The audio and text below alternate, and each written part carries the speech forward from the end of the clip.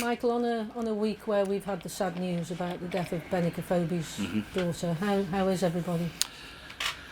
Obviously, everyone's thoughts are with Benik and his family, and the shock of the news as well. I think hit the players hard. I suppose Benik had just returned to the club.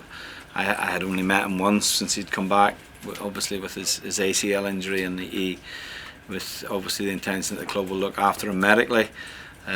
So we've just conveyed messages to him and saying that obviously everyone supports him and is there for him and whatever he may need. So yeah, but I think certainly things like that do certainly hit the players hard, because it's clear he was a very popular lad in the dressing room. I think the reaction from the other clubs that he's played at as well is again demonstrates that he's again a popular player. So as I say, all we can do is support him, and our thoughts are with him at this time. It certainly puts everything into perspective, but looking back at the game from last weekend, you said after the game that there were traits in the play that you didn't like, and it was okay training hard all week, but what happened between 3 and 10 to 5 on a Saturday is the most important. What have you seen this week that might make you feel better? Yeah, it's a good question. Yeah, I mean, this is the first chance we've had to work over a longer period in terms of our preparation. We had a game on Tuesday at the training ground for the players who have been on the periphery of things, to try and get the chance to see them in a game, and obviously for their own fitness. We're wanting to make sure that when we put people into the team, they're as ready as possible to play. That's part of it.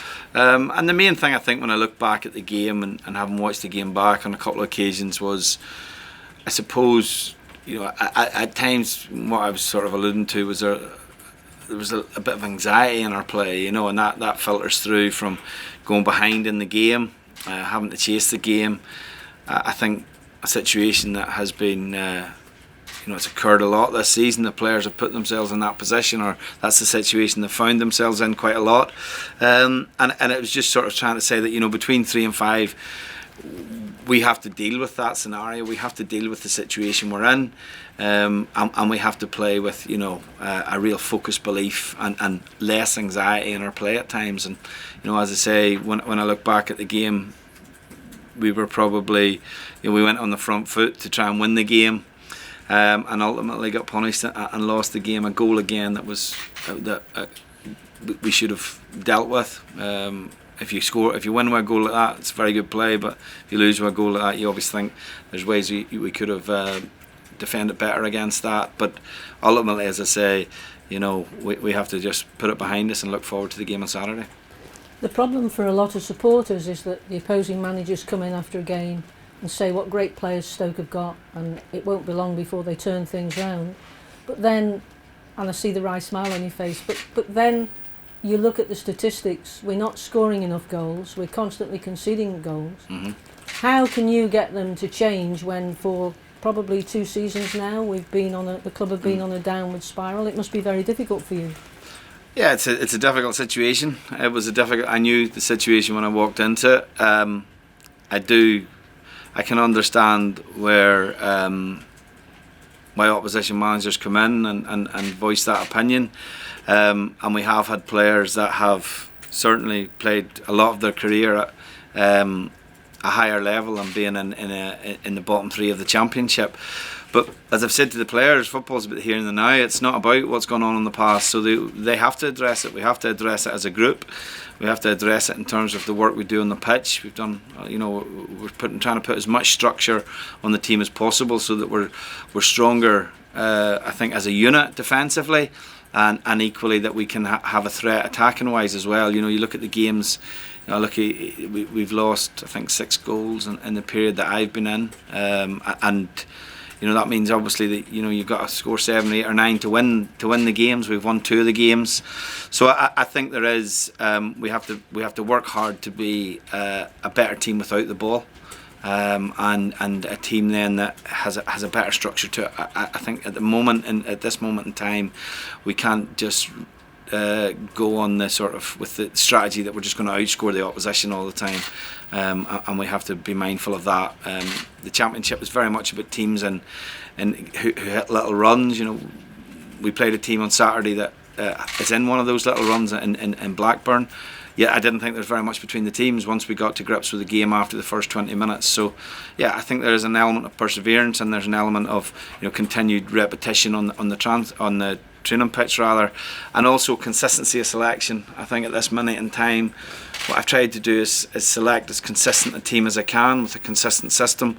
I don't think the players benefit from constant change. I think the early part of the season reflects that, and that's what we'll continue to do going forward, and obviously assess where the squad is in January when we're in a situation where we may or may not be able to make some changes.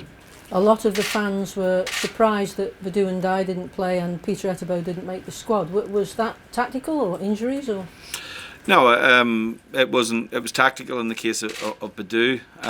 Peter hasn't really been at the level since he came back from injury. I do think, as we've talked about, we've picked a team from Barnsley. The midfield three that we've played, I think, have been fairly consistent. Bedu played in the game at Cardiff, and I just felt we looked more potent with Sam Clucas playing in the pitch as opposed to where we played him against Cardiff. And we have to, I suppose, look at what we see during the week and make an assessment on where the players are and what they can bring to the game on a Saturday. But every player has a chance of playing. We haven't cast any players aside, or we have to manage the group, which is a big group, until January, and then make assessments on which players rather going forward can get us out of the situation that we're in. Talking about that big group which you've mentioned, people's eyes are already turning to the January transfer window. How difficult is it for you to keep the players that are here, some who haven't played a great deal, who you've now involved in the squad? How difficult is it for you to keep them as motivated as you obviously need them to be? It's not difficult really, because they're employed by the club, and they have if you don't have a self motivation, then there's a problem first of all. So the players are playing, whilst they have a lot of self-interest in the sense of where their career is at this minute in time. No player wants to be playing in the bottom three of the Championship when they believe they can play at a higher level. But that's what, as I said on Saturday as well, the responsibility is not just with the club, it's the responsibility is with the player. So if there was an issue with motivation, then I'd be very concerned. I haven't seen that in the group. We will have players that are obviously possibly looking at other opportunities. That's a constant, and obviously in the situation we're in, players may think it's the best option is to go and look elsewhere. But the key for me is to form a solid group of players with numbers less than what we have at this minute in time, with a real desire to obviously move the club up the table, and that's going to just take a little bit of time. But as I say, I think we've made good steps and good progress in doing that in the short space of time we've been in. The honeymoon period is normally longer than I think you're going to get, given the problem that the football club have at the moment. But have you noticed in the dressing room any leaders that you feel will continue to lead on the pitch? Because most of the fans feel that without Ryan, and with possible exception of Joe Allen, maybe a couple of others, we're lacking leaders on the pitch.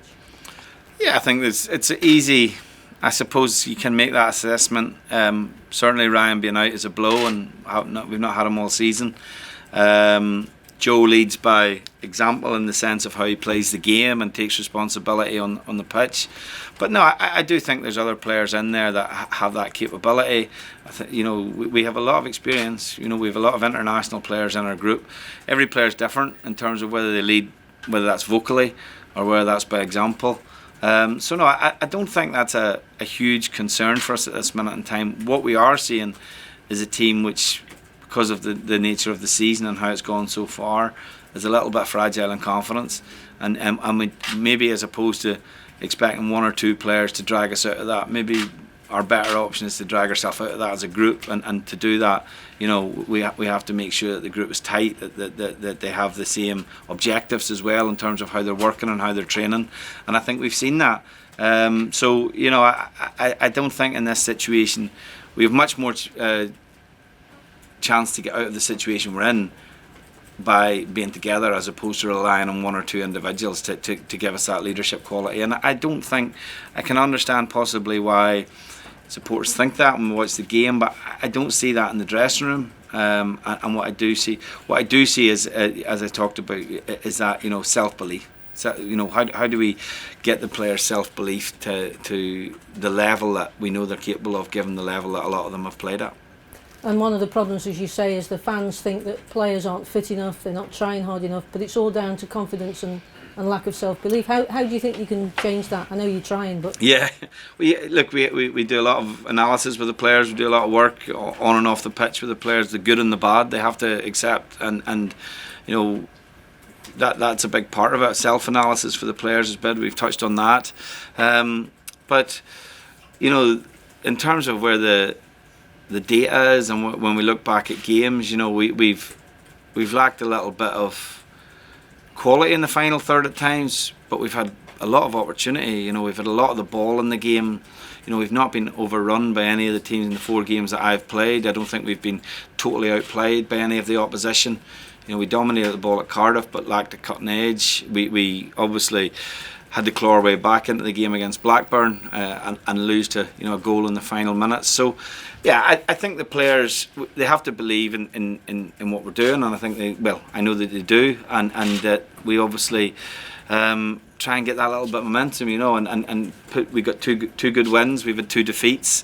It's the nature of the Championship. When you look at the Championship over the past, you know, if you look from the bottom of the table up and you look at most teams' performance over 5 games, it's very inconsistent. You know, it's 2 wins, 2 defeats, or 3 defeats, or whatever it may be. We're playing catch up, so we have to get in a position where, obviously, as I said, there's more green on the board, and that's the message that we send out to the players. The games are coming thick and fast, so it gives us the opportunity to do that. As you say, this is a very busy time. Are you quite happy that we're away at Hull this week rather than be at home because of the pressure that the home crowd sometimes brings? No, not particularly. I mean, we have two home games coming up, obviously, off the back of that. You know, we have to play. We have to make sure that we do better at home. Simple as that. We have to. Your home form, I think, will always dictate predominantly where you finish in the league. I think if you can have good away form, then it can, you know, lift you above where possibly you can be. We have to make sure that we do better at home. You know, we've lost in the last minute, the week before we won in the last minute. So, you know, I don't think we can be too despondent about that. But, you know, we know that if we get it right here at home, that the fans will play a huge part in what can happen between now and the end of the season. But we have to give them something to be positive about as well. And you've obviously looked at Hull. What do you see as their particular strengths? Yeah, I think they're a good side. I think they've got, you know, threats certainly in the wide area, and obviously with Bowen, who's in great form. Typically play with a big striker, whether that's McGuinness, obviously, who I know well, or Eves. Grosicki's a player that I've dealt with at international level, and on his day is a very, very exciting player. So it'll be a tough game. You know, they've scored quite a lot of goals, and the games are quite open. We watched the game. We had someone at the game against Preston where they win the game 4-0. So, yeah, listen. This is a very, very difficult game for us. But these are the types of places we're going to have to go and aspire to get results and try and get results. But it'll be a big challenge. And this is the type of game where the right result can really inject a lot of confidence into us, given obviously that the opposition are on a good run themselves at the minute. And how are the squad injury-wise? They're fine, really. We don't have too many concerns. Young Nathan Collins is still struggling with a back injury that he picked up in the 23s game over a week ago. Ryan's still a little bit short. You know, he'll train tomorrow. Hopefully, we'll see where he's at. And otherwise, everyone else is pretty good. Thank you. Yeah, thank you. Is that it? Okay, thanks folks. Good, thank you.